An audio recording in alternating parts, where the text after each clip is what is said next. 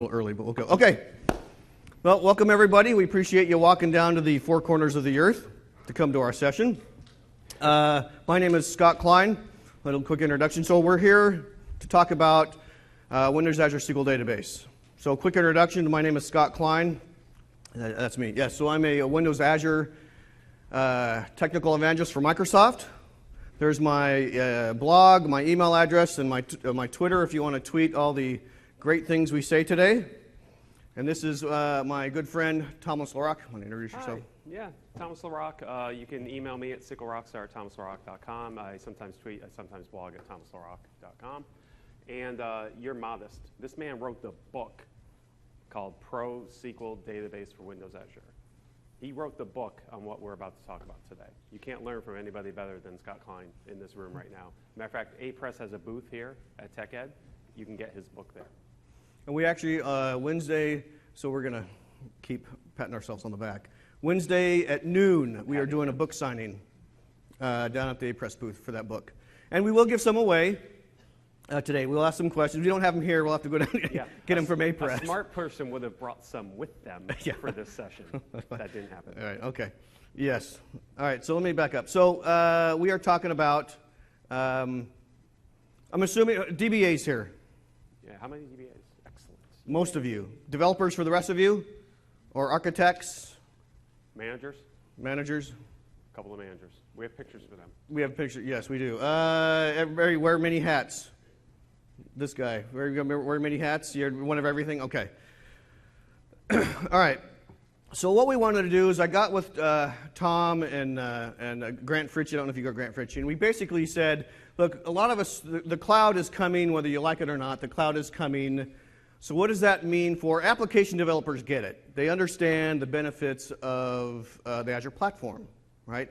Many benefits. But do the DBAs get it? Do the people hosting SQL Server, do they understand the benefits of the Azure platform? And so as we go around and talking to people, DBAs initially thought, well, because it's a PaaS service, I'm out of a job. Right? As a DBA, I'm out of a job. Who thought that? Don't lie. Really? One person? One person? Only one person thought they were out of a job? Okay. You all thought it. You're just being shy. Okay. You all thought it out of a job. So what we wanted to do was talk about, whether you like it or not, it's coming. Okay? It's coming. So get used to it. But the initial thought was, okay, Metcalf, DBAs initially thought you're out of a job. And what we're going to talk about today is that is not true. The DBAs in this room and everywhere, when you go to the cloud, they're still very relevant. It's just moving to Azure is just a paradigm shift, right? So what does moving to the cloud mean for you as a DBA? What tools are available? What tools do you use today that still work against Windows Azure SQL Database? What new tools are there? How do you debug? How do you troubleshoot? Things like that, right? Because it is still very valid. So I'm assuming that's why you're here today, correct? For validation that you still have a job, right? Yeah. Okay, so that's what we're going to talk about. So I'm going to talk about just a few things, management, administration, maintenance, things like that. Tom's going to jump in and talk about monitoring, tuning, and troubleshooting. We do have a lot to talk about. We will try to get through everything.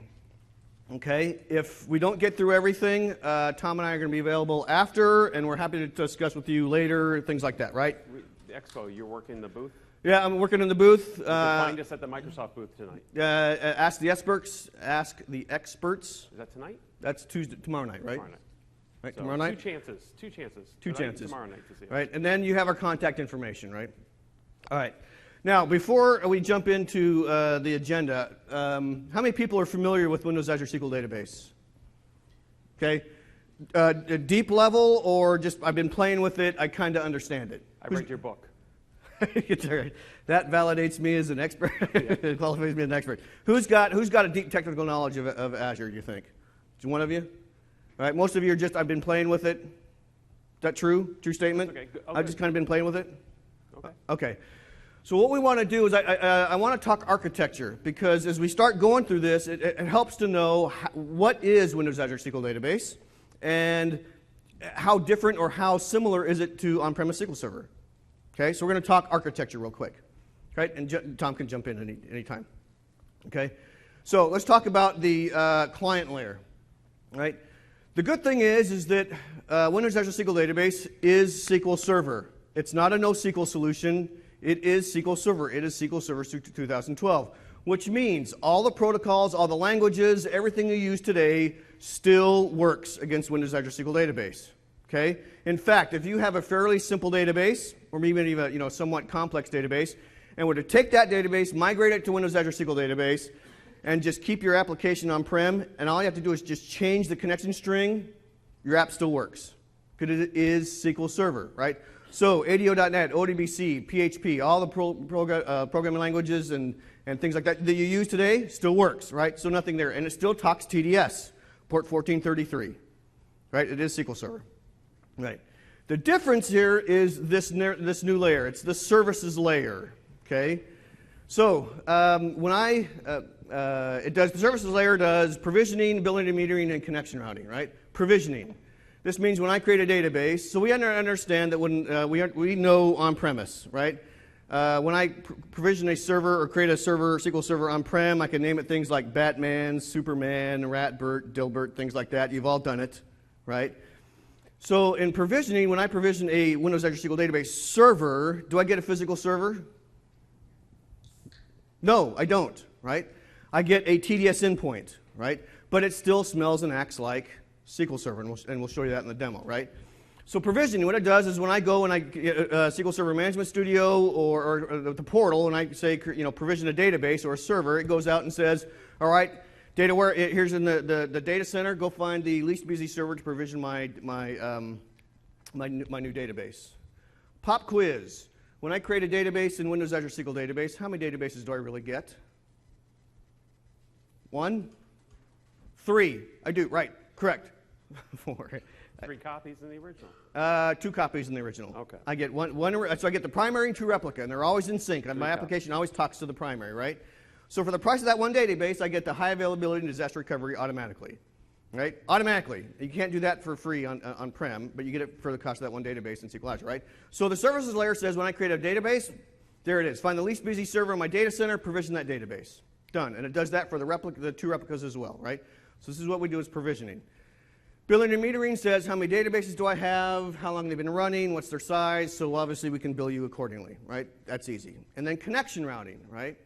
So when I provision a database, we're always thinking about performance for you, so when I provision a new database, right, it figures out where in the data center is the least busy server to create your database, right? It may not stay on that server, but you don't care, because it may move it around to find another least busy server, but you don't care, right? So when I come in and I connect to my database, it comes into that TDS layer and says, all right, route my connection to this server, to my database. Done. This is the services layer. Make sense? Any questions? Other than that, it is SQL Server, right? There are physical SQL Server boxes in the data center hosting our databases. We just can't get access to that physical box. This is logical administration versus physical administration, right? How many of us like to do patches and do upgrades and do all the heavy work on SQL Server? Raise your hand. See, nobody does, right? We just want to code. We just want to do DBA stuff. We just want to work with SQL Server, right? This is pass. This is let me work with our databases, right? So we don't give you the ability to manage your servers. You don't want to do that, so let us do that, okay? This is pass, but it is SQL Server behind the scenes, okay? Does that make sense? Any questions? All right, so with that, let's jump in. So the great thing is since it's SQL Server, all the tools that you use today, plus some, you can use to work with Windows Azure SQL Database. Okay, so what's awesome is SQL Server Management Studio. We have some management portals, and any PowerShell people here? Just one? You guys, the rest of you are missing out. And that's also the one that was afraid of losing a job, too. Yeah, that's right. Is there a correlation there? Yeah, I think so. That's right. Right, so PowerShell still works, okay? So let's talk about these individually. All right, SQL Server Management Studio. So the great thing is, everything still works. So you can still, all the features that you can do, I shouldn't say all, but most of the features that you can do today on-prem still work with against Windows Azure SQL Database. So your job is still relevant. Statistics, Object Explorer, the query window, execution plans, statistics, indexes, all those things you do today, you still need to do in Windows Azure SQL Database. And the tools that are still there, you still use for SQL Server Management Studio, right? So you've got a lot of features in SQL Server Management Studio. However, has anybody ever wished, who here has wished that there was a web-based version of SQL Server Management Studio?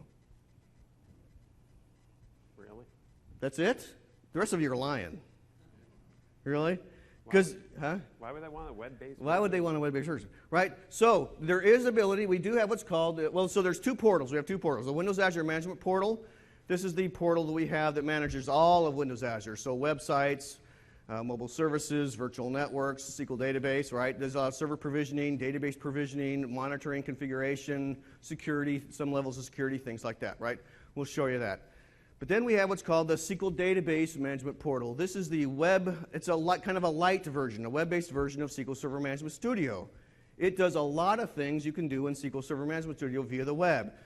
Create tables, views, store procedures, run queries, do execution plans, core execution plans, estimated execution plans, right?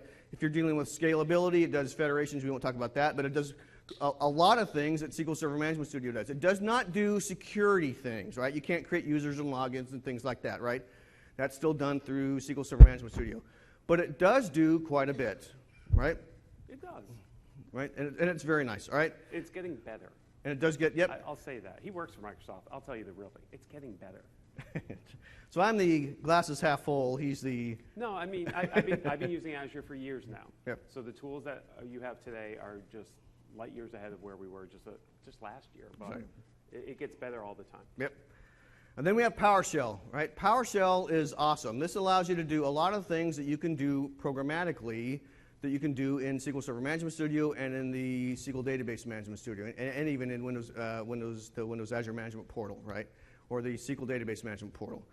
The things that you can do with PowerShell allow you to give you basically more control over deployment, more automate your management and deployment. It has PaaS and IaaS support, so Windows Azure SQL Database, SQL Server in a VM, a lot of those things, and it's automatically installed when you install the Windows Azure SDK, right? And there is a whole slew of PowerShell scripts, probably like, well over 100, 150 or so, somewhere between there, that allow you to do programmability with PowerShell to do provision databases, provision servers, and things like that, right? All right, make sense? We good so far? Yes.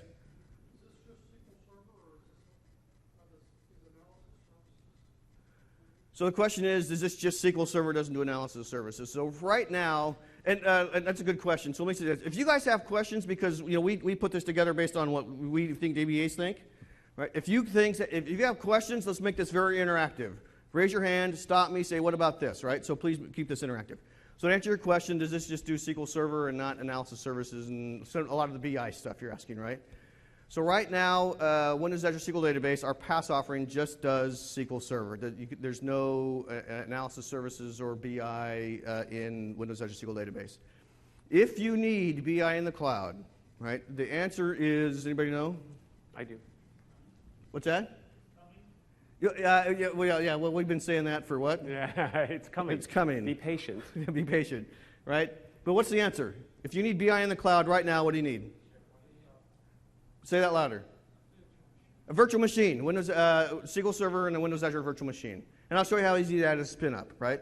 We'll take a little tangent and show you how to do that, right? That just came out this spring? That just came, well, so we've been able to do VMs for a while. About a year, within the last year or two, you've been able to create your own VMs and then upload those to Windows Azure. Starting in June, general availability is that you can now pick from the portal, spin one up, and that's your VM. Now, there's some quick tangent. There's pros and cons to that, right? In SQL, in Windows SQL Database, it's PaaS, so Microsoft is managing that, right? If you provision a VM, you own that VM. So you're responsible for maintenance, licenses, the image, things like that. Okay? Makes sense? But it does give you full SQL Server. So a lot of the features that aren't there in Windows SQL Database, do the VM, right? BI stuff. All right, so demo time. All right, so what I want to do is I'm not going to spend a lot of time at this. This is just a quick introduction, okay? So what I've got here is I've connected to, can you guys see that? No, they That's because it's server core. It has no UI. Ah, that was funny. I'm here a week. Try the veal. I'm kidding. Do we have to do We got to do the. duplicate? No, I don't want network. I want screen. No, let's do the. Need to extend your screen. There you go. Let's try that. Or duplicate. There. Can you see that? There you go. The problem is I can't see it here. No, you want duplicate, not extend. Oh, let's do that Yeah, then. yeah. Sorry. Just tab up. Oh, there you go. There you go. Let's try that. Come on. And then. No? All right. Let's do this. We'll make it easy. Well, we'll do it this way, and hopefully you guys can. Hopefully we can see it. We can see it here. Hold on. Before, was it Windows P? Yep. Second screen only, P screen. Yeah, okay. I think you're right. Okay. So, so you guys can see that, right? So we're gonna. Hey, you can just move your mouse over here. And Oh, there we go. Let's do that. All right. Cool. Where there's a will, there's a way. Yep. All right. So on the top, so this is SQL Server Management Studio, and on the top, I have connected to my local box, right? So notice that I have all the nodes. You guys are familiar with this, right? There's no surprises there, right? But on the bottom, I've connected to my Windows Azure SQL Database server, right? A server is not, it's not a physical box. While there are physical boxes in the back end, this is what? So if we, can you guys see that? Whoops. What's my server name? Something database.windows. Yeah, database.windows.net, right? This is Windows. This is Windows Azure SQL Database. This is my TDS endpoint, right? It's specific to me, but I have databases associated with that, right? So even though when I create a database, I may create one database. It may go into one container on one end of the warehouse. If I create a second database, we guarantee for high SLA and high availability that it will not go on the same physical box as my first database. Right? But we handle that for you because when I connected, it said there's all your databases, and I guaranteed that all 1, 2, 3, 4, 5 of those databases are in separate servers in the warehouse. But that middle layer, services layer, said here's all my databases, come and display them in SQL Server Management. So you don't have to worry about that, right? But let's take a look at this real quick. What's the difference here between, what do you see here? What's noticeably different between these two nodes? What's that? Security's there. Replication, server objects. No agent. No control. Well, hold on a minute. You see? That's say- the automatic, I'm out of a job. I'd say Right? levels of complexity. That's right. Right? So always on, management, integration services, things like this. But what did I say earlier? This is logical administration versus physical administration, right? So when I create a database in Windows Azure SQL Database, do I care where it goes? Do I care what the path is? Right? We're keeping the log, so we don't care. So server objects, so everything that's missing down here are things that we're managing for you anyway. Make sense? But that does not mean that you still don't have things to do, right? Just because there's nodes missing. Right, replication always on. We're managing always on. We're providing the high availability, the disaster recovery, no problem. Replication, who's here has lost hair over replication? Yeah, right. So what we have things better. We have what's called Windows Azure SQL Database SQL Data Sync, right? Much easier to use. Okay, we won't get into that. All that stuff's online. If you want to talk about it after, we can do that, right? So there's differences here, but there's still things to do, right? So this is, I still have the ability to create databases. I still can do, right? I still have the, right? So I can still create a query. I can still do, since this is SQL Server Management Studio, right? I can write a query, and I still have the ability to do, you know, my, let's do this. What are those? Right? Those are my execution plans. Those are my estimated and my actual execution plans. So I still can do queries to do DB, re-indexing and statistics and query plans and a lot of the DBA functionality, right? just because we remove a lot of the things as far as the physical administration does not mean, it still means that you still have things to do as far as a lot of the DBA roles, right? Okay, does that make sense? Questions? Yeah. Yes. Huh? In what way? Creating jobs. So just like we said before, we are working on that, but that does not mean that you can create, so I can still create a job on-prem that connects to Windows Azure SQL Database and runs. Right? That you can do all day long. Right? And if you think about this, why isn't the agent there? And we're running out of time, but let's think about this. Why wouldn't the agent be there? We're not, well, we could still manage it, but think about this. If there's an agent, since my database, when I create a database, it may very well physically go on the same database or server as Tom's or yours, right? So if I have an agent, how do we segregate that so that we're not running agents to hit other people's databases, things like that, right? So those kind of things. But that does not stop me from creating a job on-prem and connecting and running that job in the cloud. I can do that all day long. Okay? All right, you had a question? Yeah, so I lose data, I need to recover that data. We're going to get to that. Yeah, disaster recovery, backups, things like that, right? We're going to get to that actually right now. So any other questions? Is this making sense? Yes? Is IIS still legal? IIS, Internet Information Services. IIS. Oh. Integration services? Yes, so just because the stuff's not native to SQL Azure, Windows Azure SQL Database, right, that does not mean I can create an SSIS package on-prem and run that against the cloud all day.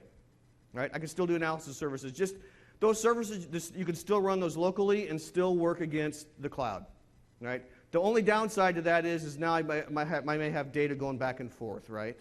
Until those services become native to Windows Azure SQL Database. Like there's Windows Azure SQL Database reporting. So we do offer reporting native to Windows Azure SQL Database, right? And that's a whole other discussion. We can talk about that. It's just analysis services and integration services are not native yet. So if you need to do things and automate a lot of things, you can run your agent locally to access even an SSIS package and things like that, right? You can still do that, okay? All right, so let's keep going. Any other questions? Because we want to get, okay. Back to slides. Yep. Let's do this. Oh. How good you are. Bam.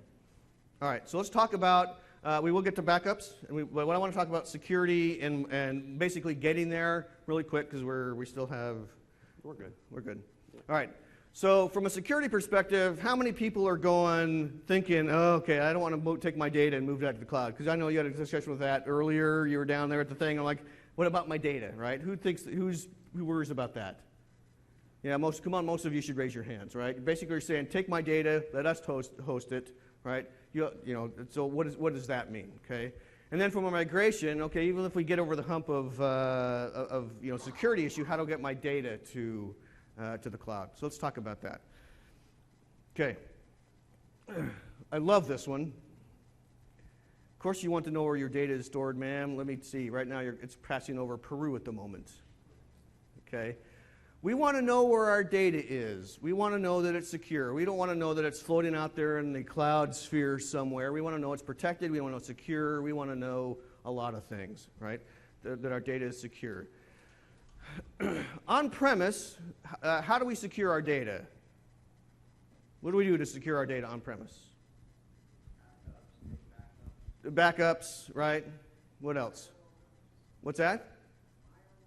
Firewalls. Change the port number. Unfortunately, you can't do that with Windows Azure SQL Database. It's 1433, right? So how do we guarantee that your data is secure, right? This has to go along with things like encryption, right? Why do people encrypt their data and things like that, right? So let's think about this a minute. So we have what's called firewall rules, right? We understand from an OS perspective how to configure firewall rules, right? We've taken that a little further. This is where you guys come in. A little further, what's called Windows Azure SQL Database firewall rules. And these firewall rules can be applied at the server level and the database level, right? How important are these? I could give you, right now, I could give you my server name, that blah, blah, blah, blah, database.windows.net. I can give you that. I can give you my username. I can give you my password. I can give you all of that, clear text, okay? you will never get access to my data. Okay? Because through the firewall rules, it's through the firewall rules where I say, where I grant who has access to my data. In fact, by default, even when I provision a Windows Azure SQL database server and a database, even I don't have access to it until I say through my IP address, have access to this database and server. Okay? Does that make sense? So I have it at two levels. The server side, which says, okay, I have access to the entire SQL database server and all the databases, or I have it what's called at the database level, which means I'm only providing access to this one database. No other databases on that TDS endpoint, right? Just that one database. Okay? Make sense? Now we'll show you a demo of that. So and then from a security perspective, again, here's where DBAs come in. From the users, logins, roles, permissions, and groups, all that still applies, right? Since it is SQL Server, right? You guys know this. I create a login, I create a user, assign that user permissions, I assign that user to groups and things like that. That still works. The only difference is that we have a couple extra permissions. We have roles. So we have the login manager role and a DB manager role. This is server level roles for security, for creating logins and creating databases. But grant, alter, all that stuff still works, right? So you're still creating users, you're still creating logins, you're still assigning those users to to groups and giving them permissions. So all that stuff, since it is SQL Server, right? Okay. So, we good so far? Okay. Now, from a migration standpoint, we're just going to spin one slide on this, okay? It's so super, this is where you guys come in as well. This is, as a DBA, you're basically saying, how do I get my database from on-prem to Windows Azure SQL Database? And there's many ways to get there, right? So there's the DAC. Who's familiar with the DAC? Right? DAC packs, right? You can still do DAC packs, right? Export, import, and we'll show you how to do that, right? Then we have what's called, from the Windows Azure side, we have what's called the Windows Azure Import Export Service. To easily through what's called, anybody heard of a backpack? Yep, SQL Server 2012. Tom and one other guy. It's backpack. What's a DAC pack? Schema. That's right. So it's the same artifact, backpack, but it just also includes data. Right? So I can import and export my databases quite easily through Import Export Service and through SQL Server Management Studio. Quite easy. And then who's familiar with SQL Server Data Tools? Anybody use SQL Server Data Tools? Yeah, that's awesome. You can do migration as well. We're not gonna fire that up, but we'll show you that. All right. So very quick demo. All right, so basically security. All right. So what I'm going to do is jump over here. Yeah, okay. Yep. That'll work. What I'm going to do is let's look at firewall rules first. So here I have my database. Let's go back to my databases. Right? And here's my list of servers. So these are all the list of servers. And notice here, these are my server names, right? So we can't name them Batman, Superman, like we talked about, right? But how do I give you access? So I could go in here, and again, like I said, I can give you my server name, and the server name is this, right? That's my server name. I can give you that. I can give you the username and the password. But until I go in through my firewall rules here, right, and say who has access to that, you're not getting access to it. You're just not, right? But we make it so easy for you, right?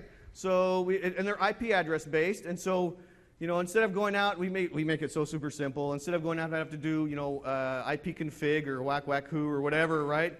We tell you what your IP address is, and to add a firewall rule, bang, save, done, right?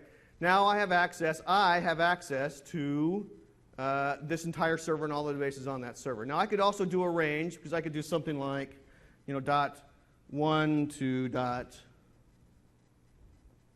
.255, for example, right? So you can also do 0.0. So I could do .0.0.0.0 to 255, but please don't do that. Okay? Please don't do that. Right? But this is basically, and I can have more than one firewall rule, right? But this is the firewall rule this is the IP address that Windows Azure receives. So it'd be like your corporate firewall IP address, things like that, right? So in order for you to get access to that, I'd have to put, so again, I can give you my server name, my username, and password, but until I come in here and give you your IP address, I'd have to enter your IP address. You won't get to my data. Okay? So as a DBA, you're managing who has access to this as well, right? And again, you can do this through PowerShell, you can do this through APIs, right? This is all programmatic and available, right?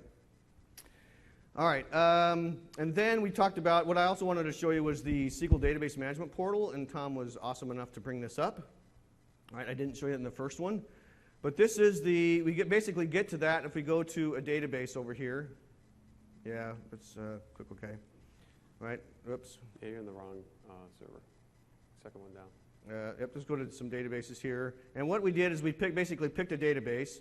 This is the Windows Azure Management Portal, right? This is where I can go through here, and in this case, I can say databases, I can create a new server. So how long does it take you to provision a SQL server on-prem? Come on. You mean buying the hardware? Yeah. Getting it approved? You getting it approved, going through all the red tape. How long does it take you? Even if you had the box on-prem, how long would it take you to set it up? Longer than a day. Longer than a day, right? Day? All right. I'm going to provision a server in about 10 seconds. You ready? Wait, let me do a server. Server. Add.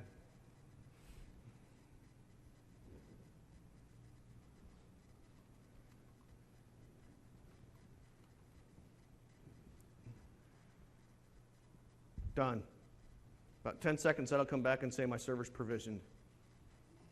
Isn't that faster? That's much faster than a day. Yeah, come on. Okay, so there's my server, right? But again, it's not a physical server. It's a logical server, because notice my server name is now, right, 70F or whatever, right? So that's my logical server. But now I can come in here and just start adding databases to that. Create new database, right? There it is. Bang, right? So I can set collation, I can say what server it is, give it a name, what edition we want, and we won't get into editions. It's still the same. It's still SQL Server, right? But now when yeah, go ahead. What do you charge by server, database, space? No, so I could go in here. It's basically by database size, right? So and number of databases and how big they are, right? So I can have as many servers as I want.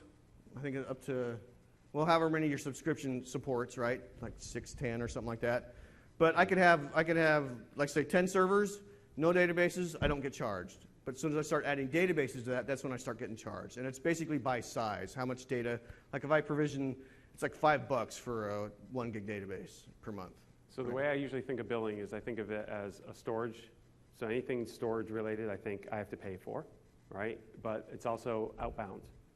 So it's free to put data into the cloud, Yes. right? All data going in, up to the cloud, that's free. Free to go in, cost to come out. That's what you have to keep in mind when it comes to the billing. So if you put a whole bunch of data in there and you expect thousands or millions of people to use and be pulling that stuff out, that's what you're going to end up paying for. Yeah, so it's a flat cost for how much data you have in there, right? But the minute data leaves the data center, so the best practices states put your database in the cloud, put your application in the cloud. You know, as long as data stays in the data center, it's free all day long. But the minute you like export data from data from the cloud to on-prem, then it's still pennies on the dollar. It's like 10 cents per, like 9 cents per gigabyte. Still cheap, but right. You get. What's that? So anywhere from up to 150 gig. Right. So 150 gig, and people panic about that a little bit. And we're like, well, I have a bigger database. Well, okay, we have to ask, do you have blobs in there? If you have blobs in there, then get them out, and we can talk about that.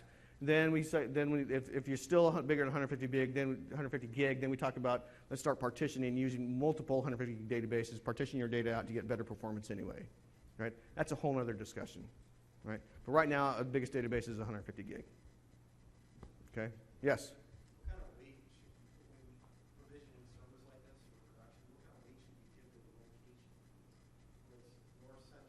So yeah, good question. The question is, where do we want to? Because again, we have eight data centers dedicated to Azure in the world. 4 in the U.S., 2 in Europe, 2 in Asia, right? Specifically, what caught me was I was actually putting stuff on here and then went to create a website, but that's the preview mode, I understand. So you can't put it on the East Coast in the database. You can. Okay, that changed just recently. Repeat Well, the question. huh? Repeat the question.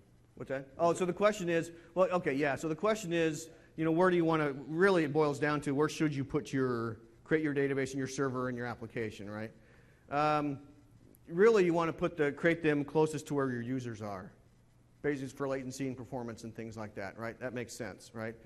For cost reasons, you want to try to put your application and your database in the same data center as well, right?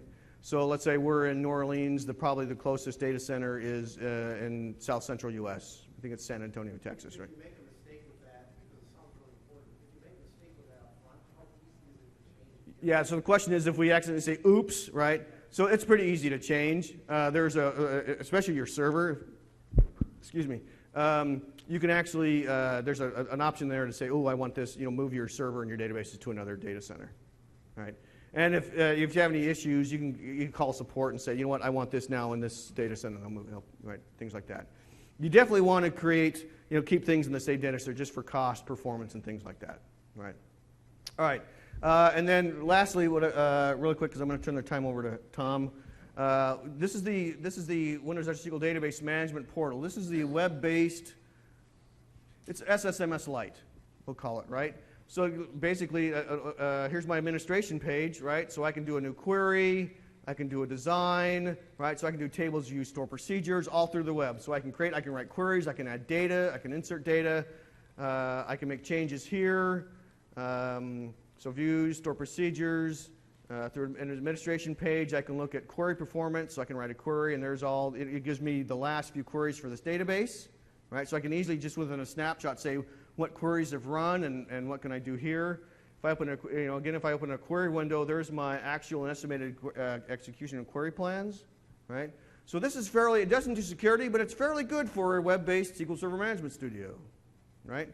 So I can be anywhere, not have SSMS with me, but I can fire this up, connect to my database, and be good, right? I was going to show them. If I click on the query, it'll bring me to more details about it. Is this hung up? What's it doing? Oh, yeah, error details. All right, well, let's grab a different one. Yep. But the point is, because he was talking about, what's going on? Am I not connected right now? It's idle connection, I think. Yeah, it may have timed well, out. yeah, or we something. timed out. We'll have to come back. Okay. Yeah, leave But it. anyway, the point is that again, you got SQL like Server your Management mouse. Studio, and then you have the SQL Database Management Portal. Do a lot of things you can do in SQL Server Management Studio, right? As far as execution plans, query plans, things like that. All right, for the last demo on this, what I want to do. I'm sorry. Nope, you're good. Let me jump back to SQL Server Management Studio. Yep, and do this, right? So if you're running SQL Server 2012, right? So here's my on-prem databases, right? So I've got AdventureWorks, I've got Contoso Expense, I've got some databases, and I want to deploy. If you're running SQL Server 2012, I can right-mouse click a database, and it really doesn't get any easier than that. Deploy database to SQL Azure. Yeah, that's awesome. Boy, one click, done. That's awesome, right? So what this does is just a general one-time click and go, take my database, wrap it up in a backpack, deploy that to a database. I don't have to pre-create the database in Windows Azure SQL Database. It will create the database for me, deploy it, done. If I want to create and keep that backpack artifact, right, I would choose, wrong one. Yeah, I would choose this option, tasks, I got you. export data to your application, right? This basically essentially says, let me keep that backpack artifact and let me deploy it let me save that backpack to either on-prem to my local machine or to Windows Azure Blob Storage. Because at that point, once I do that, I can actually go into, and I wanted to show you this as well. See these two buttons down here? Import and export. This is sort of your backup, and we'll go into more into this in a bit. But this is import export. This allows me to take a database in Windows Azure SQL Database, export it out and back it up to on-prem, or take a database from on-prem, load it into Windows Azure SQL Database. Right? So I've got a lot of features and functionality around that. Okay? So any questions about that? Yes. Yes. The option to allow Azure services, does that, and if so, how does that prevent someone who's got my username and password, but they know their Azure service from getting into my database? So the question is, so if we go back to the firewall rule page, there's that allow Windows Azure services to access to my database, right?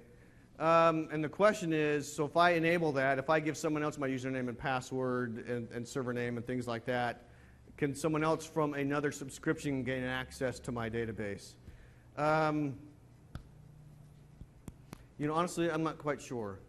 I know you used to be able to, but I don't think that's true anymore. But let's take that offline, and I'll find out. I'll get you an answer. I don't know, right? Yes. Are you guys covering, forgive me if you're going to cover this already, but the backup, basically automating backup for the store? Because I'm understanding that the data's there, but it's not actually backup, so if you boost it up in development. Right. Yeah. So we are going to touch upon that. yeah, we will touch on it. If we don't answer your question, I think we'll get into the point in time restore and things like that, right? All right. So let me turn it over to Tom. That's a great question, actually, because we're going to talk a little bit about backup and restores right now. All right, we're good. So some of the routine tasks that you're going to be doing as a DBA today, you're still going to want to do in Azure. So your question right there was about somebody makes a mistake, what am I supposed to do? So Azure is really good at this thing that's called high availability. High availability is not the same as disaster recovery. Anybody here confused about that? HA and DR, these are two separate concepts, right? Because I used to have a manager who thought that once he had an HA, he didn't need his DR anymore. That probably explains why he was a manager, but that's besides the point. I mean, if you're going to be using SQL database, you're going to be responsible for your own DR. So if somebody drops a table, gets rid of data, things like that, you're going to need to have a copy of your database, just like you do today. Here's the thing that scares people about it. You don't have a backup command. What will I do without that backup command? I don't know. Probably a dozen different things. You just have to think a little differently. Azure does make it kind of easy for you to get copies of your data. The question is, how frequent do you need it? Today, most people are accustomed to doing backups. Say, I used to do my backups fulls weekly, differentials nightly, transaction logs every hour or so. That used to be just the standard. Most people are used to that. If you really wanted to do that, you could. You could still do that. You have to do a little bit of legwork. There's no maintenance plan for you to do that. You have to kind of roll your own scripts for it. But it can be done, right? So we're going to talk a little bit about backup, restores, indexes, and stats, because those are really the big three things that you're doing today. You're still going to do it with the Windows Azure SQL database because it's still SQL Server. It's not that different. It's just a platform. It's just a different version. That's all it really is. So why do you want backup? Of course, because you have to go back to a point in time. Administration errors, application errors, data center loss, all of these are good reasons. Remember, Azure is going to keep it highly available for you. That's great. So if somebody drops a table, that means now instead of that being dropped in one place, it's dropped in 3 places. That's just great, right? Same thing I used to, like if a corruption happens and you have replication set up, that corruption gets replicated. That's just fabulous, right? So there's always going to be a need for you to go back to a certain point in time.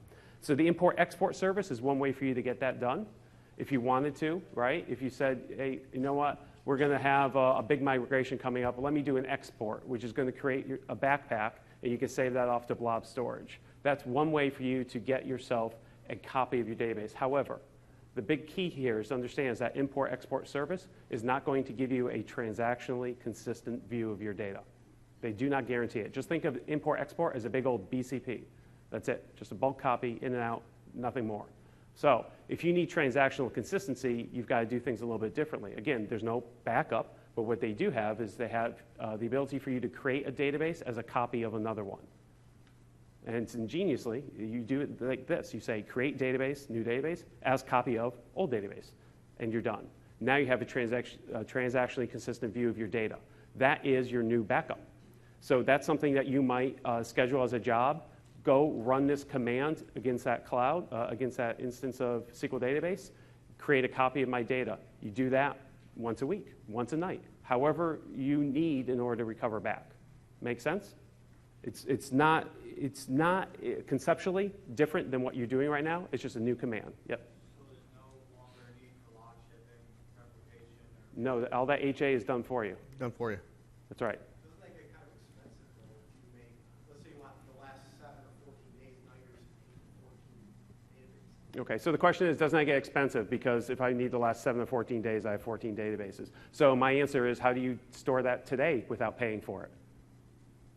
Where are you putting that today? You're putting it on a server somewhere that you bought, you paid for, and you have storage somewhere, and it's probably getting backed up to tape for you and offloaded, and you're paying Iron Mountain for that. And I mean, it's not like you're doing that for free today, right?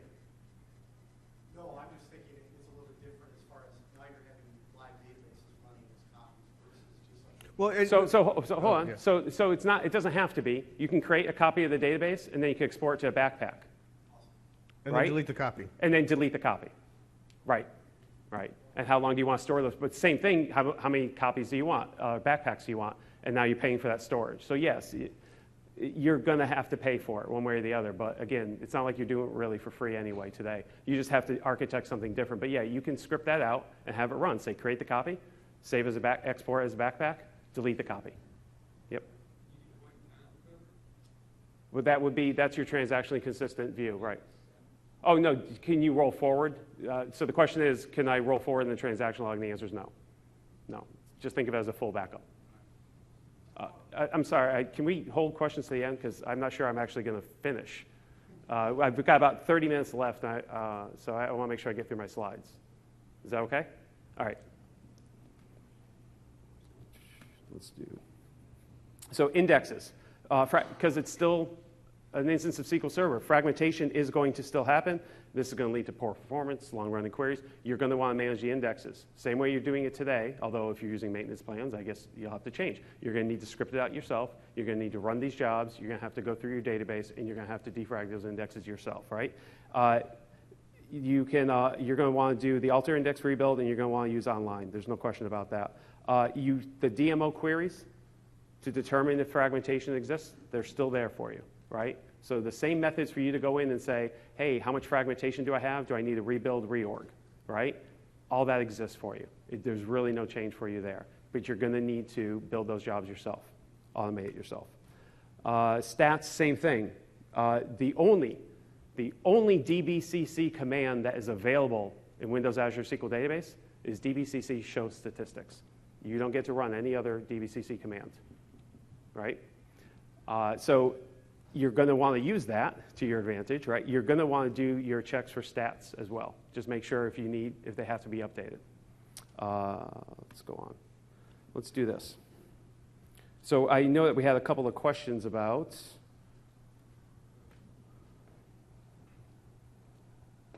database copy. So when we were on backup, so those other two questions, if you want to ask them now while I'm going through. Yeah, who had a couple of questions? I thought creating databases restricted the name of it, you cause charges. Does that change or is this an exception? Sorry, say that again? Earlier when the product was called SQL Azure, creating database name was blocked because it incurred. No, the Create Database has been around for a long time. So you can create database name. Huh? I have to type on this one. That keyboard won't work. You should just move it over there. He's like, why isn't stuff showing up? Yeah, exactly. So yeah, Create Database has been around for a long time. And we're just basically saying create database, source new database as copy of source database name to get the copy. Yes? If SQL Azure is used for APIs, We'll do this. is it possible to set up a lock system between? No, log shipping is not supported in Windows Azure SQL Database right now. But so again, we give you those 3 high availability replicas or 2 high availability replicas, right? So that's automatically there anyway, right? Create database function, is it compressed? Then what do you mean by compress? The question is the create database? No, it's just a duplicate copy of the original one, right? So the goal is you create it, get your 10 gig consistent copy, backpack that out, delete it, and so you're only charged, what, a couple cents, right? So another hand. No DBCCs that match data corruption. That's right. You're not allowed to run CheckDB. You're not. That could throttle an instance. So they're not going to allow you to even do that. They're probably checking it for you. I'm assuming you guys are doing CheckDBs for us. So corruption should be handled, especially all the soft ones. Those are usually what you're going to find anyway. Typically. Yes. Less administrative overhead for you. Total cost of ownership comes down. There's less options for you, less things for you to worry about. Can you call every time you have a problem with your database? So the question is, do you call every time you have a problem with your database? I'm actually going to get to that in the next section. But you can call Microsoft. Customer support, they support this, right? And we're going to go through a lot of the common errors that they've been seeing. So I just did a create database. That's how simple it was. Now new DB. So that's a logically consistent view of my data. And what you would do then is, if I come here, where's the refresh? F5. Really? Yeah. I thought there was a little button that said refresh. Wow, I really don't like your mouse. I know. I got to have my own mouse. So the database will be there, and then it's the export service, and I'll just walk you through that real quick.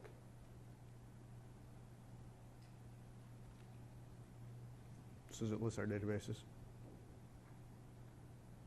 So there's my new DB. It still says it's copying, not done yet. How about that? Maybe we'll have to come back to that after. Yeah, and there's ways to check that. I mean, because it'll come back and say, as soon as you execute the create database as copy F, it'll come back and say it's standard SQL error message or message back. Okay, this command executed successfully. But if you've got a large database, that basically what it does is it put a job out there and say, okay, copy my database. That copy may be gone. So there's DMVs. There's DMVs you can check and see the status of the database, and it'll tell you if it's still copying. So what I'm going to do, instead of waiting for that one, we're just going to show the export here. So when I go to export database, I option to file name it whatever I want. The blob storage account. So you're going to need your own storage account for this. We have account set up and a container, and we'll do the password real quick.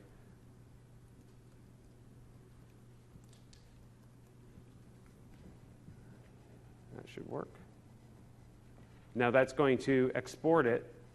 There's a backpack. And then if I come over to my storage accounts, here's my Cloud DBA storage. I go to my containers, and I'm going to see a list. Here's my container. I get a list of all the objects that are currently in that container, and there's the one I just ran. Where is it? From 6. What's today?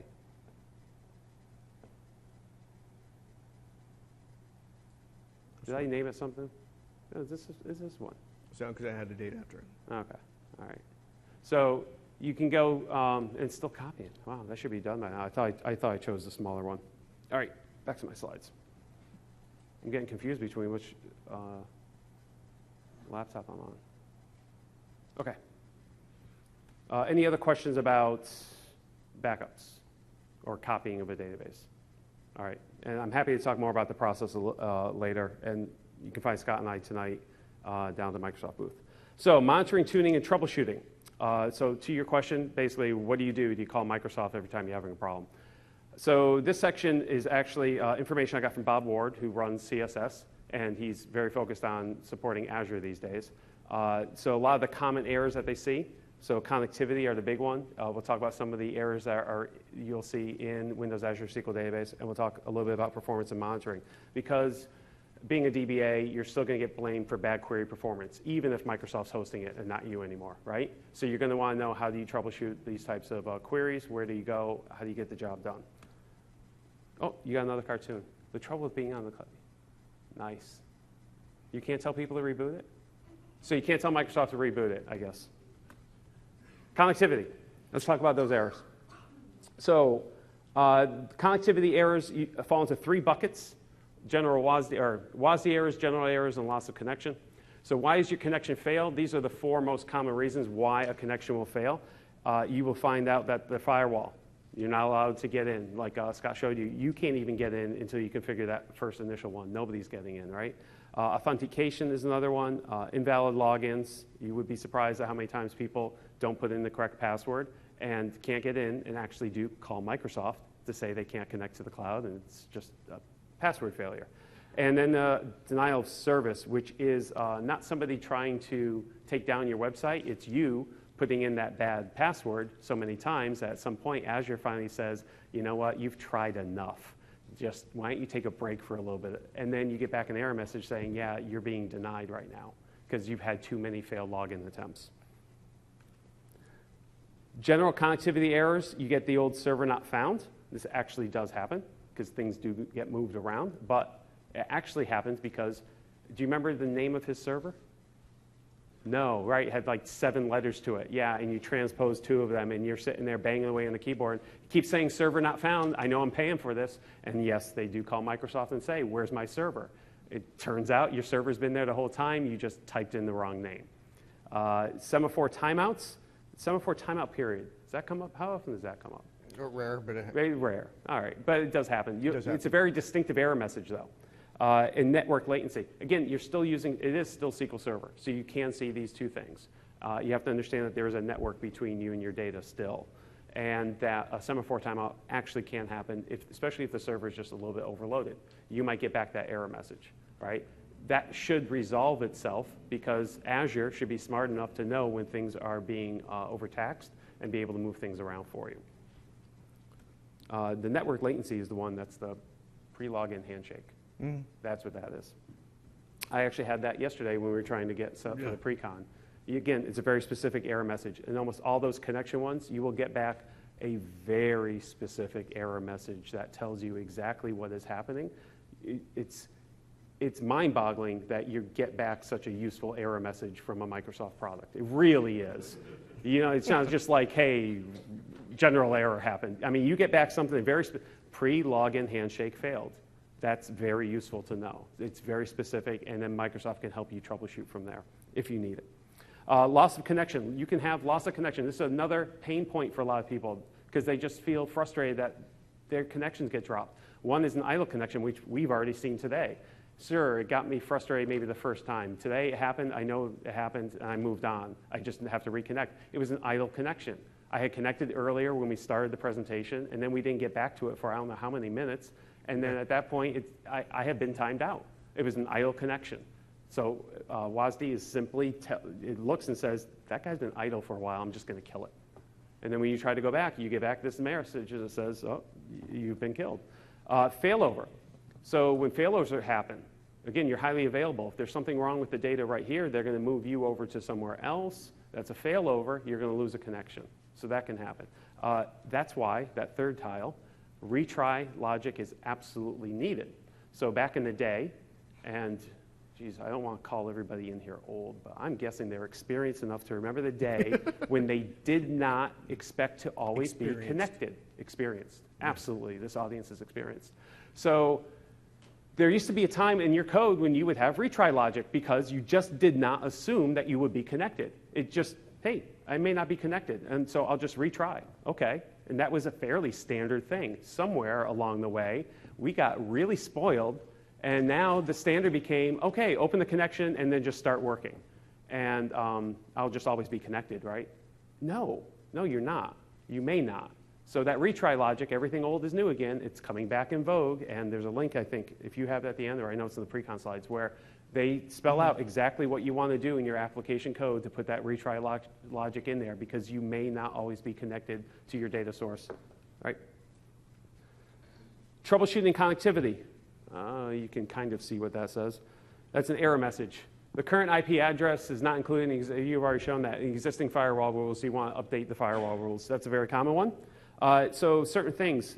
Actually, yesterday we had an issue trying to get connected through the network here. And it was funny because they were looking at us saying, well, we're not blocking anything, so it must be something you guys are doing. And they're only talking to the people that kind of do this, right? We're like, no, we know where the error is. It's somewhere on your end, and we can show you why. So one of the things I did, we were bringing up just general tools, telnet, traceroute. And between that and the network guys staring at, and always blame the network, by the way, the network guys staring at it, they started to understand, yeah, it was something. And they were good enough that they got into the internals of the center here. So the people providing the network, they weren't blocking anything. It was a router somewhere deep in the bowels of this convention center that was actually blocking port 1433 and preventing us from connecting. And they found it. And they didn't have to use any fancy tools. Telnet, traceroute, that was enough for them to understand what was happening. All right? So those are good tools. Management Studio, database management portal. These are tools that you will want to use when you're trying to troubleshoot things yourself as well. Can I connect to the management portal? Which we could, but we couldn't connect through Management Studio. So you started to understand where the trouble might be. Those are the standard tools. If you do call Microsoft, they're going to say, let's try these things. So you might as well try them yourself first and try to walk through some of the errors. There's also the system views. You have sys event log and sys database connection stats. We'll actually look at those in a little bit. But there are system views that help you understand what's happening in your system. The WASD errors. So these are errors on the Azure side, right? Failover, quota, throttling, not supported database copy. Failover I don't really consider to be an error. It's kind of the perk, right? You don't want it to happen, but you're glad that it's been set up for you to happen. It could be an error on their end. There could be something wrong on their end, or it could just be due to throttling. But instances will get moved. You'll see that message server not available, and that's why you want to have the retry logic to be present. So there could be something, an error on the Azure side that causes a failover, yeah.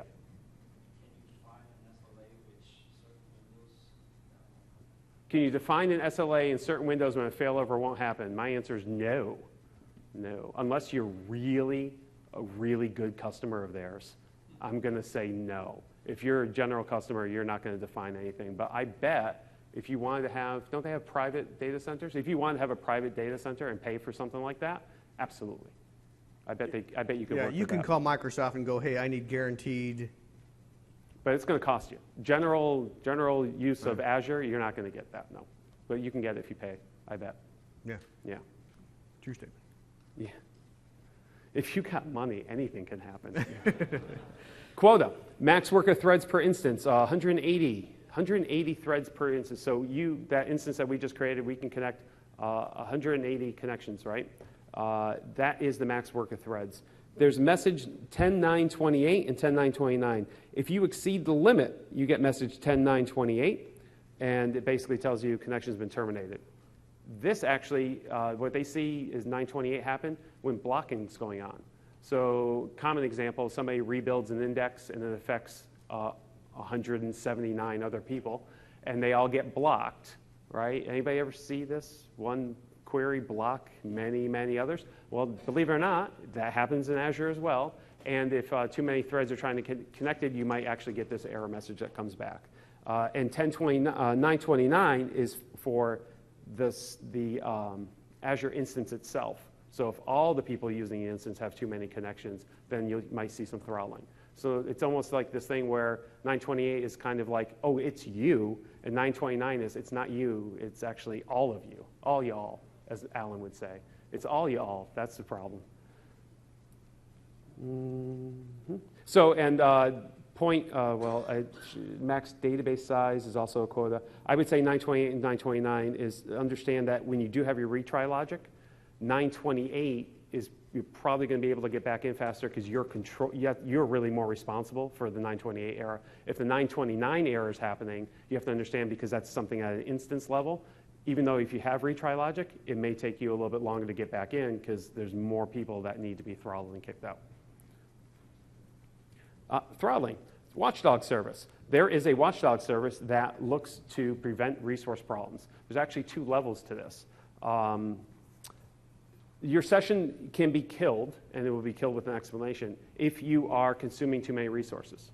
It's just flat out, that's just the way it's going to work. You will get that error message. It will say, you've been killed, right? Connection's been terminated, and it'll probably tell you why. But there's two types of throttling that you want to understand. One is soft throttling.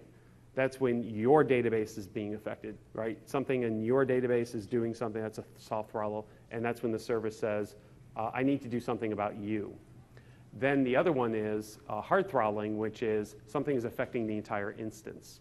So a disk failure. This is when failovers start to kick in. So a hard throttle is, it's going to affect all the databases on the instance. A soft throttle is, it's just going to affect the one database. So two different terms for you to understand. Again, you can find this information in the event log, which is what we're going to look at. These are examples of the error message. Now, those are examples of the error messages. I picked out 5. What I like about this is I noticed that they all start with 40,000. I asked Bob Ward about that. Turns out, if you go into SQL Server 2012 and you looked at the sysmessages table and you just looked at the ones that start in the 40,000 range, you're going to see the bulk of the messages, the error messages for Azure. You'll start to understand what is and isn't possible in Azure because you can simply read the error messages. So baked into the product, into the box, are all those error messages for you. So if you just wanted to go through it, I found it interesting one night. I don't have much of a life. I just went through a few of those messages myself. So session blocking the system task for a long period of time. Session consuming too many locks. When does lock escalation kick in? How many locks can I have before lock escalation kicks in? 5,000. Who said that? Give that man a book. Get him a book later. All right, come on, Pat. 5,000 is right. So 1 million seems kind of high, doesn't it? If you've consumed 1 million locks, just think about that for a second. This is where I like to tell people, if you've been throttled, you've done something to earn it. So don't call Microsoft and complain that you're being throttled. You've done something bad. I mean, they're giving you 1 million locks. I looked at that and I go, well, that can't be right. Yeah. I mean, like, they're really letting you get, you should stop that now. Yeah, you got to be doing something you should stop that now. really, really bad to Oh get my throttled. God, don't make me come back there. Don't make me come, don't make me come back there. And finally, they do it. Session consuming too much TempDB space. We haven't even talked about TempDB. Nobody's even mentioned TempDB and said, hey, I don't get a chance to optimize TempDB for performance. No, you don't. But you'll be throttled if you use too much space, right? But you can't put TempDB on different drives or anything. That's just taken care of for you. But it's a shared resource, TempDB, still, even though we continue to ask for separate TempDBs. But it's still a shared resource. So if you consume too much of that, you will be throttled. Transaction, too much log space, and session consuming memory, another two. Like I said, feel free to check out all those wonderful error messages. It really is cool. Not supported. So certain things aren't supported, like a use database command. You can't switch context of a database. Once you connect, you're connected.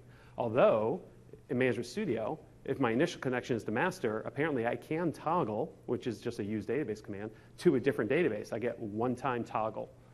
That's it. Once I've made that connection, I can't go back.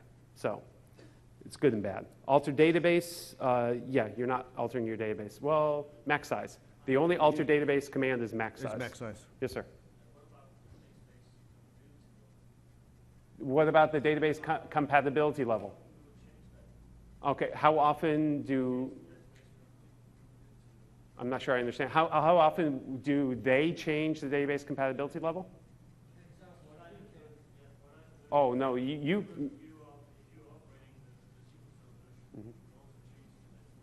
that's right. You don't have the option to do a compatibility level in WASD. It's not there. So how often is there a new version of Windows Azure?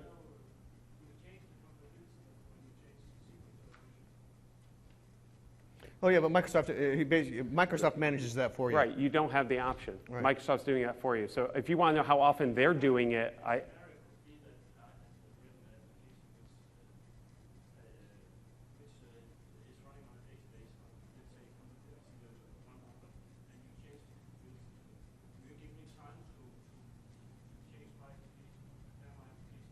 I think he's asking about a version, but Yeah.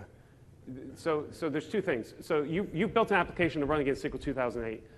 Windows Azure SQL Database is a different version. That's it. That's all you really need to consider. It's just a different version. It's not somebody going in and changing compatibility mode or saying, hey, make this version of Windows Azure actually compatible to 2005. That doesn't exist. That just does not exist. It's not an option for you to have. So it's never getting changed in that sense, I guess. Yeah. Yes. No.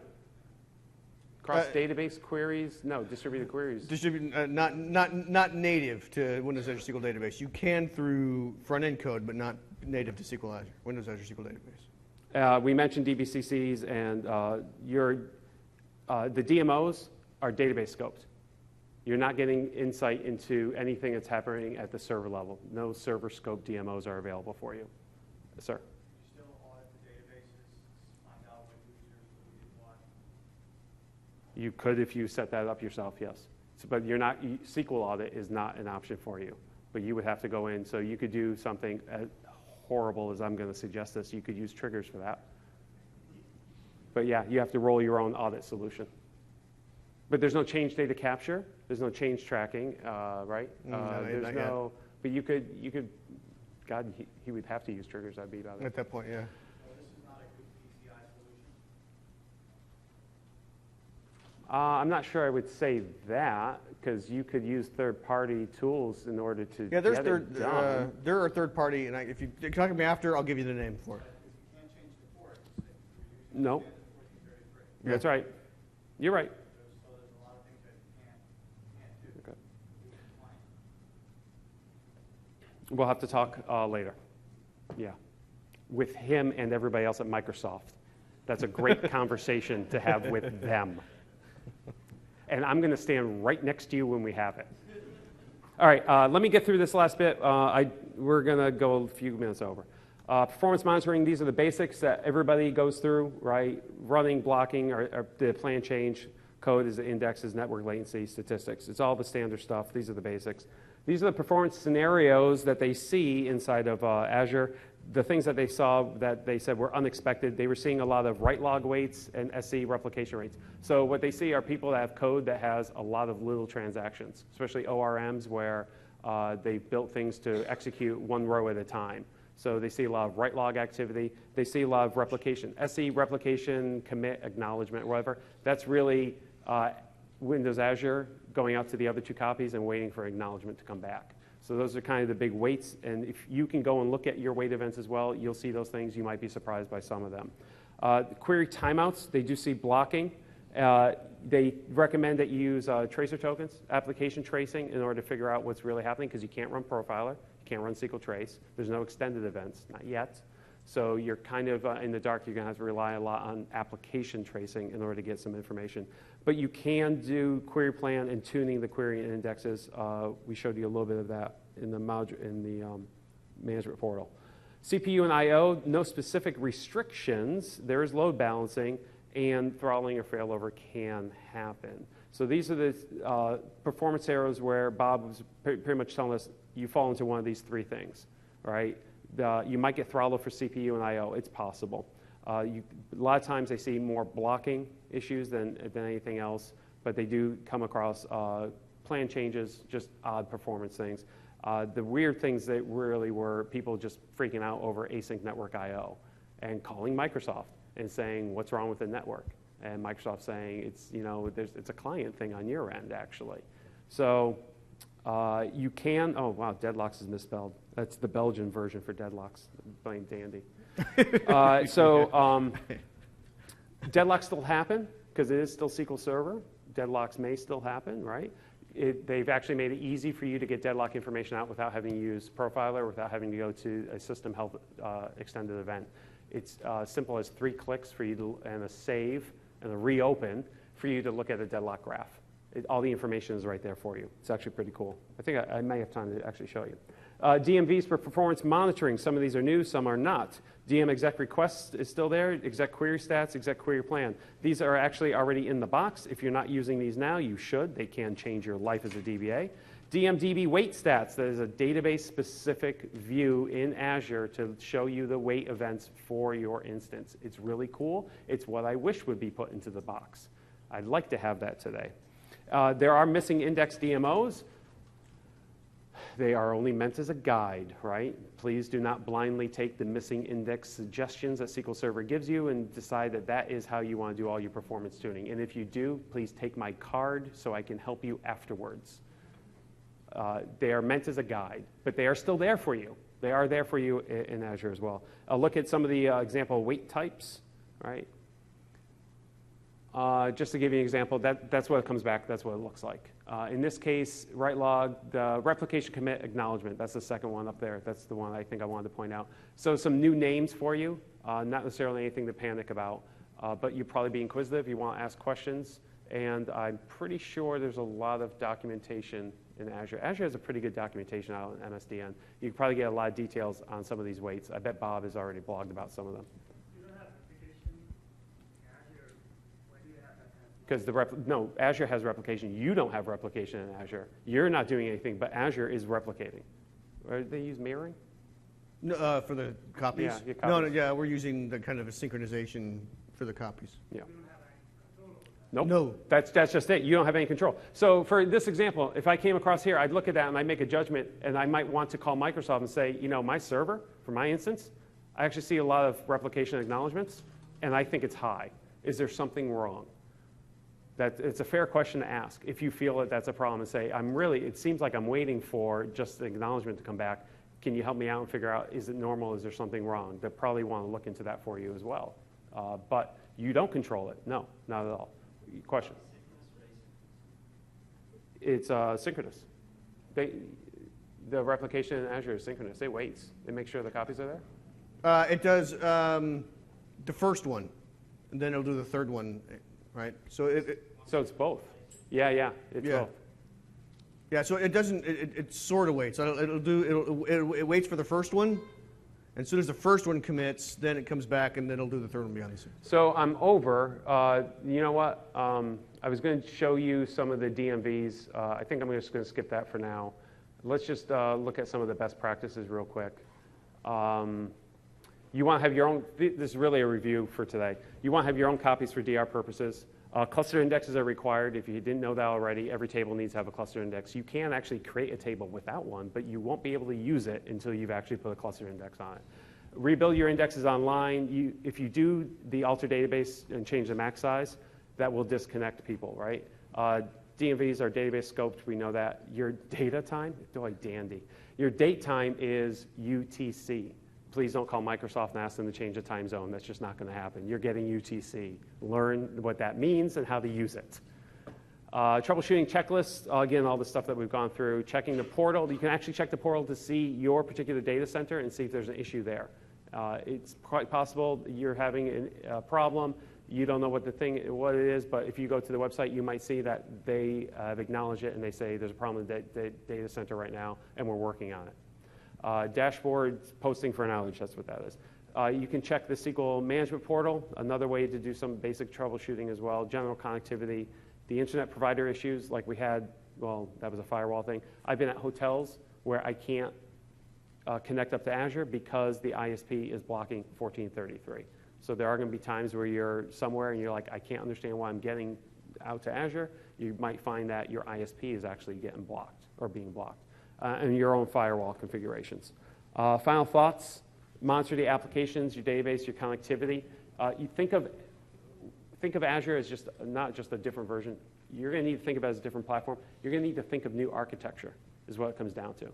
It's just a gentle shift to something a little bit different than what you're used to in an on box. It's a shift in a really good way. It really is. You get to, the trade-off is a lot of your administrative overhead goes away. You don't have to worry about placement of temp DB and things like that. And you get to focus now on better design and architecture because good database performance starts with good database design. And you'd really want to be focusing on that rather than fighting the fires down at that hardware level. You just don't want to be doing that. So that is it. I'm happy to walk people through. I'll be at the Microsoft booth tonight if you want to look at a little bit more at some of the Azure stuff and some of the DMVs. I'm happy to show you some of this stuff, look at some deadlocks, things like that, whatever you want. Scott and I, we're around all week. Yep. So is this helpful? Yes. Great. Good. We'll be here after to answer questions. We'll be down. References, related content. Here's the important one. What we'd really like is for you to win something by filling out the. Oh, great. The QR code isn't in there. Please go fill out the review, session evaluation. Yeah. Sorry. Anyway, thank you very much. Thank you.